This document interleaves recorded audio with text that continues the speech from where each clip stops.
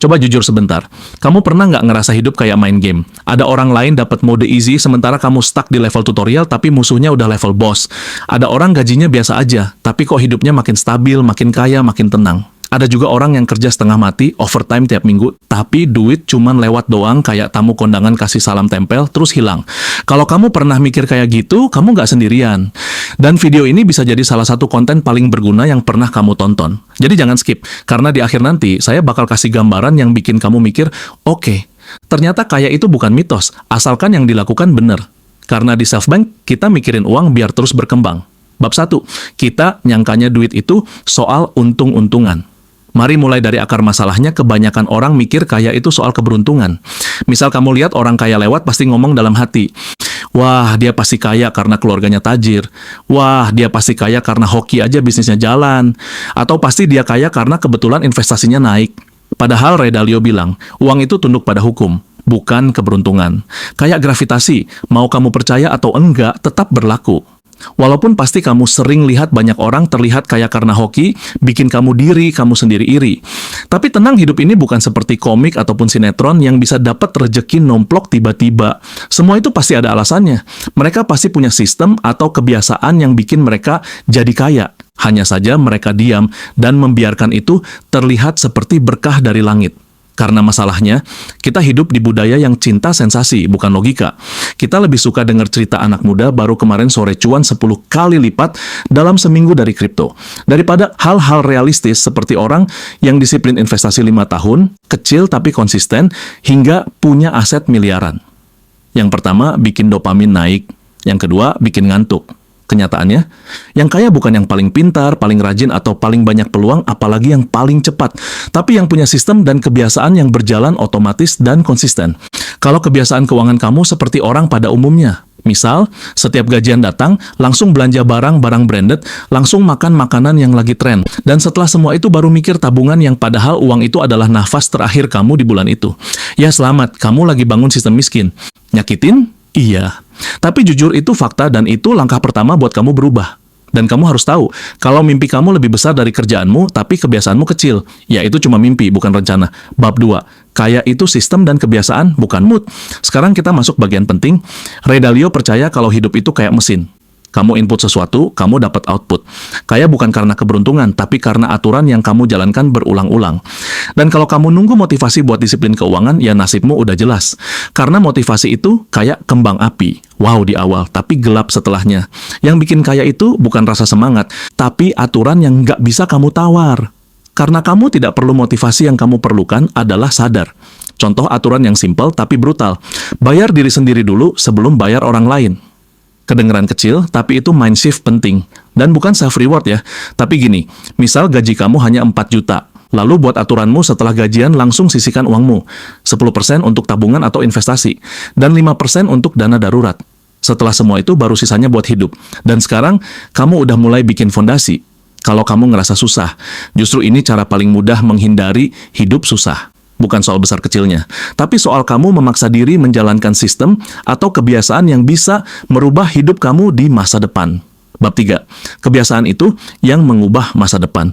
Sekarang saya mau kamu bayangin 2 versi diri kamu. Versi pertama, kamu nggak punya aturan. Pendapatan naik, tapi lifestyle naik. Semua keputusan berdasarkan mood. Kamu bilang nabung nanti kalau ada lebih. Tapi kenyataannya nggak pernah ada yang namanya uang lebih. Kamu kerja keras, tapi uang kamu kayak air di ember bocor. Tapi di versi kedua kamu punya sistem.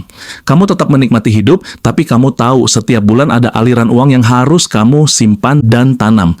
Bukan buat gaya, tapi buat masa depan. Dan perlahan, tabungan kamu mulai terkumpul. Dana darurat terbentuk. Investasi mulai nunjukin arah, bukan instan. Tapi stabil. Dan stabil itu jauh lebih berharga daripada cepat tapi rapuh.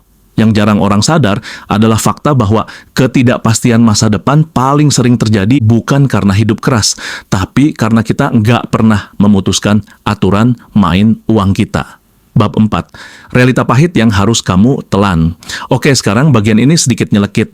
Kalau kamu sampai sekarang nggak punya tabungan, investasi, dana darurat, atau aset apapun, itu bukan karena kamu miskin, tapi karena kamu belum punya sistem pengelolaan uang. Kalau kamu belum mulai juga, mungkin kamu hanya kebanyakan mikir, kamu bisa kerja keras. Tapi kerja keras tanpa arah cuma bikin capek, bukan kaya. Kamu tahu hal tersedih? Kebanyakan orang nggak bangkrut karena gaji kecil, tapi karena kebiasaan yang salah dan keputusan spontan. Misal beli barang karena diskon, ngutang karena mikir nanti juga lunas, upgrade lifestyle tanpa upgrade diri. Pada akhirnya, kalau kamu nggak mengendalikan uang, uang yang akan mengendalikan kamu. Karena kebanyakan orang hanya berhalusinasi tanpa pernah komitmen untuk beraksi. Bab 5, prinsip 80/20 dalam uang. Ray Dalio pernah bilang, sebagian besar hasil datang dari sebagian kecil kebiasaan. Dalam konteks uang, ada 3 kebiasaan yang bisa mengubah segalanya. 1. Catat uangmu, karena otak manusia nggak dibuat untuk mengingat angka, tapi buat bertahan hidup. 2. Punya alokasi uang tetap. Wah, contoh simpelnya. Misal 50% untuk kebutuhan, 30% untuk keinginan, dan untuk 20% investasi. 3. Jalankan otomatis. Supaya nggak pakai mood, nggak pakai drama. Karena disiplin manual itu berat. Tapi disiplin otomatis itu hampir nggak kerasa. Kalau kamu ngerasa berat, mungkin kamu hanya kebanyakan alasan. Bab 6. Studi kasusnya. Bayangin ada 2 orang, Raka dan Yudi. Gaji mereka sama, yaitu 4 juta sebulan. Raka pakai sistem 20% investasi, 10% dana darurat, sisanya buat hidup. Sementara Yudi hanya berpikir hidup cuma sekali. Makanya dia nikmatin semua uangnya saat itu juga. Setelah 3 tahun, Raka punya 15 juta dana darurat dan 20-30 juta aset investasi, serta mental yang tenang. Sementara Yudi punya HP terbaru, motor baru tapi cicilan masih banyak. Akhirnya stres, bingung, dan penyesalan. 2 orang, penghasilan sama, tapi hidupnya beda.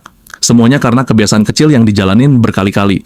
Awal mungkin berat seperti ngangkat kulkas 2 pintu, tapi hasilnya kamu nggak bakal pernah nyesel sama apa yang udah kamu lakuin. Bab 7, the turning point. Sekarang kamu mungkin mulai ngerasa, oke, saya belum punya sistem, tapi saya mau mulai. Dan itu bagus. Karena keputusan kecil hari ini bisa jadi titik balik kehidupan finansial kamu. Kamu nggak perlu mulai besar. Mulai dari angka yang nggak bikin kamu tumbang. 50.000, 100.000, nggak masalah. Yang penting kamu mulai. Karena kalau kamu nggak mulai, 5 tahun dari sekarang, kamu masih ada di titik yang sama. Dan itu nyakitin. Kesimpulannya, Ray Dalio nggak pernah bilang kaya itu mudah. Tapi dia bilang kaya itu bisa dipelajari. Bukan dari keberuntungan, bukan dari feeling, tapi dari aturan dan kebiasaan yang kamu jalankan konsisten.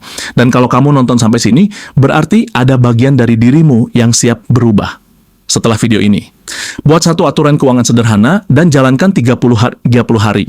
Contohnya, mulai hari ini 10% penghasilan saya langsung masuk tabungan dan nggak boleh diutak-atik. Tulis, eksekusi, ulangi. Kalau kamu mikir ini susah, mungkin kamu udah kebal dari rasa penyesalan. Tapi kalau kamu mikir ini mudah, langsung eksekusi. Jangan kebanyakan teori. Sekarang giliran kamu. Tulis di komentar. Sistem pertama yang akan saya mulai adalah biar bukan cuma nonton, tapi mulai ngejalanin. Kamu nggak butuh keberuntungan buat kaya. Kamu butuh kebiasaan yang benar. Dan itu mulai hari ini. Sampai jumpa di video berikutnya. Karena di SelfBank ya, kita mikirin uang biar terus berkembang. Sampai kapan kamu nganggap keuanganmu bakal beres sendiri tanpa kamu sentuh? Uang bukan tanaman. Dia nggak tumbuh cuma karena kamu berharap.